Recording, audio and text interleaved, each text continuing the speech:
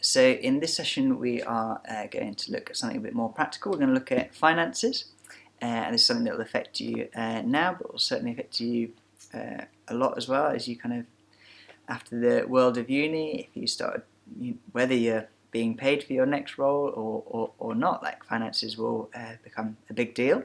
And will continue to be for the rest of your life. And I know it's something that's spoken about in church, in Vineyard. We will often speak about it. I don't want to necessarily cover the same ground as we speak maybe on a Sunday morning. I want to particularly sort of cover things that are related to students, and especially over the transition of going from uni onwards. I can point you to resources on sort of giving and generosity more widely, as we've spoken about it in the church, in particular over June and July 2021.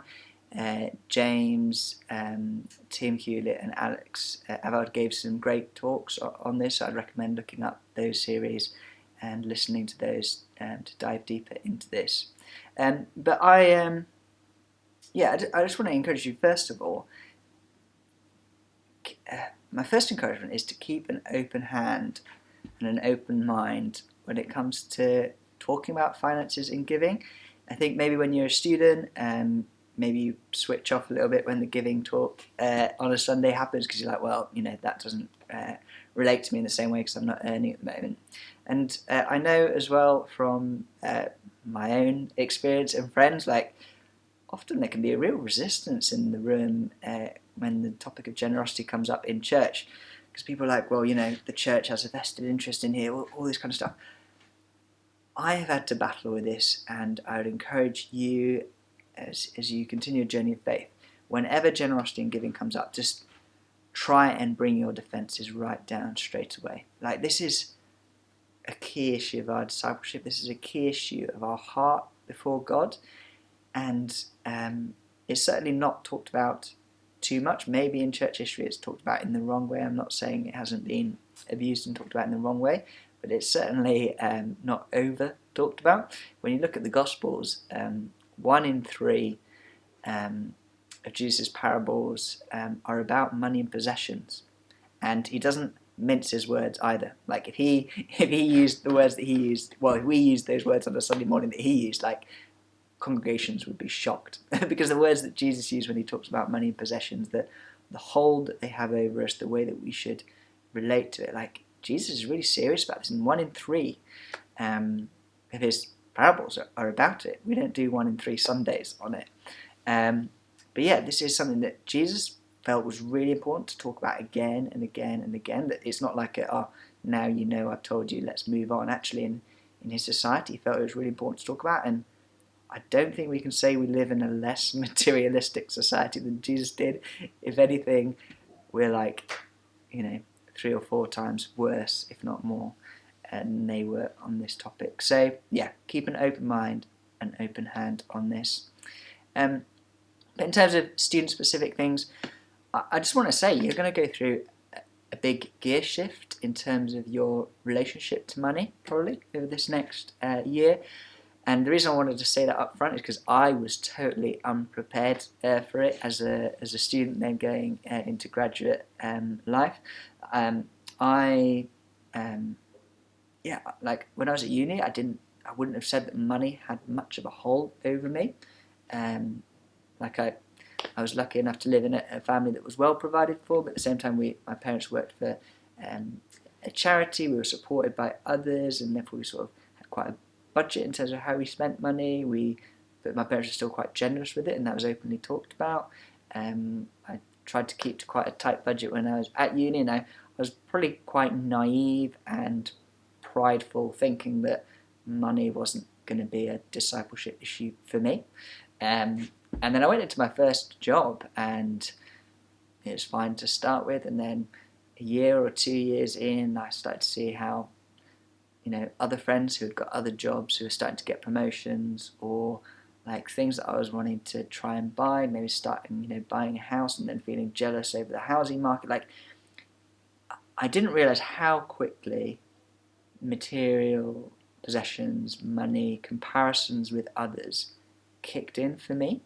And especially around kind of seeing your peers, like people just go in so many different directions, do so many different things, and comparison is a real issue, and far more so than it will have been for you so far, because when you're at school and then when you're at uni, yes, some people have more money than others, depending on your background or whatever, but at the same time, you're kind of all on a relatively level playing field. You're all pretty skint because you're at uni, and you're just living the student life in halls, and everyone's kind of like in the same boat in some ways. And then, in the next few years and decades, like your choices that you make will massively impact you. If you choose to do some charity work or part-time work, and the cost that will, the sacrifice that will involve will be big, and then you'll see other people doing other things. You're like, is what I'm doing really worthwhile when I could be living that other life? And I'd say you need to prepare yourself for that.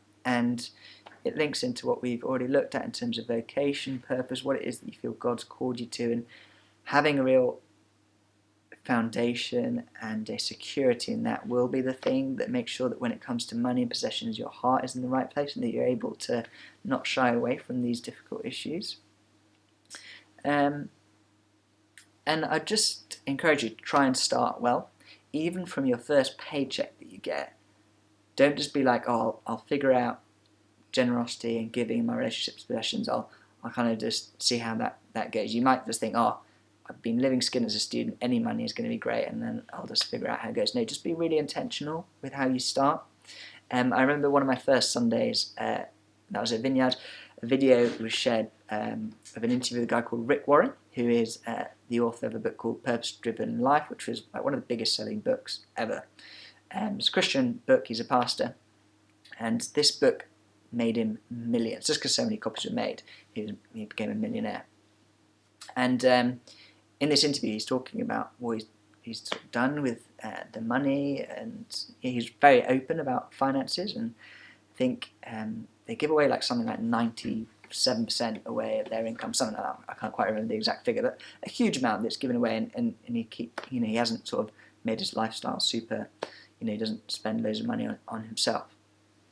And as part of the interview, Rick Warren shares that often when he's trying to speak honestly about generosity and openness, that people say to him after, like, well, yeah, obviously, if I wrote a multi-million copies book and got millions of dollars, yeah, I'd be as generous as you. Obviously, it's a slightly different situation. And Rick Warren says, and I love his guts in this. He just tells people point blank. He says, if you're not being as generous now, you wouldn't be more generous if you suddenly earned millions. He just said you wouldn't. You might think you would, but you wouldn't. If you're not faithful and generosity in a little, don't think that you'd be faithful and generous if you had loads. And that's a biblical principle. And Rick Warren shares about like him and his wife, even when they were like pretty much working for free from a church when they were really young, like just made this commitment. They wanted to increase in generosity every year, so they started with a 10% tithe, but they kind of like made this commitment of like how are we each year going to grow in generosity. And sometimes they increased giving by 3%, sometimes by 0.5%. Like they just wanted to grow in generosity each year, and that was like he had decades of like growing in what it meant for him to be generous. And he said that God knew what he would do with the money when he got it, and that there's like a stewardship aspect there. And I think that really, really challenged me, because I think that's probably the mentality. I watched that when I was a student, and I probably thought, oh yeah, when I start earning money, then I'll be generous.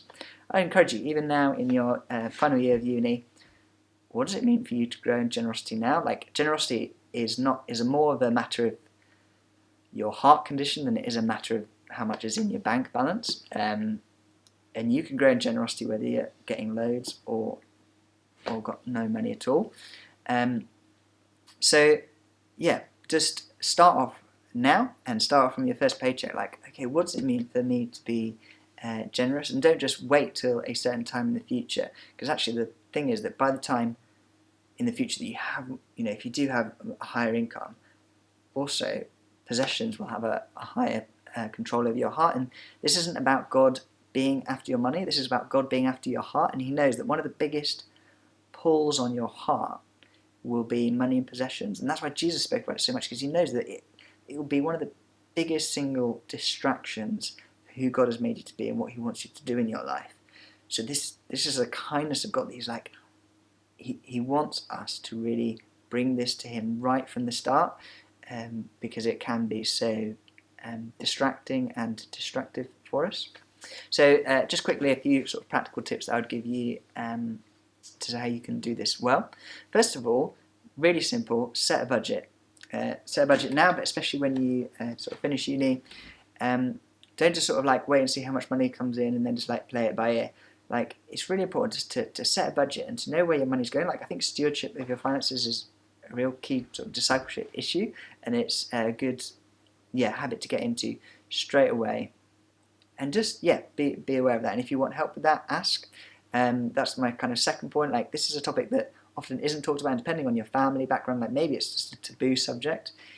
If you don't have like family members that steward money from a faith-based perspective, like there might be people in your family that steward money well in terms of like they're really shrewd with their money and know how to invest, but do you have people in family or friends that actually you value and are inspired by the way that they use their money in terms of their faith, and do they live generous lives? Like, come alongside those people and ask them. You're welcome to speak to me or other people in the leadership of the Vineyard, but find people in your life that you can speak openly about your finances with and ask questions and invite them in to know about it.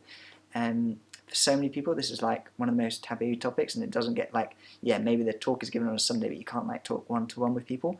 Let's, commit now that you're going to break that culture in the future where actually talking about money and how much you earn, how much do you give, where do you give to, what are your values like.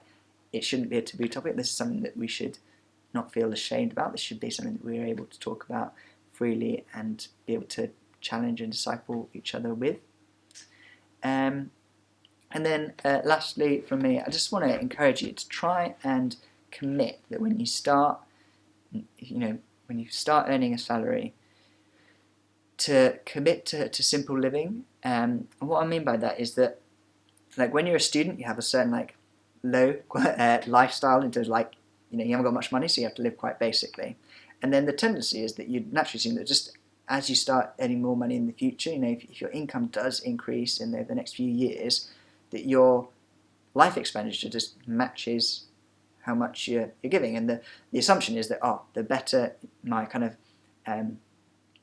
the higher my lifestyle costs are, the more happy I'll be. Well, all the studies suggest that actually that's not true, that our kind of expectation of life just matches however much we're spending on it at any given time. And that just because you're now sort of spending twice as much money as you used to when you're a student doesn't mean you're going to be any happier than you were. Actually, so often we just match our life expenditure to what our income is. And I feel like a key discipline is like, yes, okay, our expenditure in life can go up as we increase our income, but if we can be really disciplined to actually control that increase and just try and kind of keep our living expenses much lower than our income is, suddenly we live in so much freedom. And that's one of the keys of happiness, is having that freedom and margin in life, and that making sure that if your income does increase, that your spending doesn't match that. It gives you freedom to be more generous. It gives you freedom to invest in things. It gives you freedom to try different things. And that doesn't mean that it's totally wrong to suddenly start spending more money on the type of food you buy or whatever. Like, don't hear me wrong.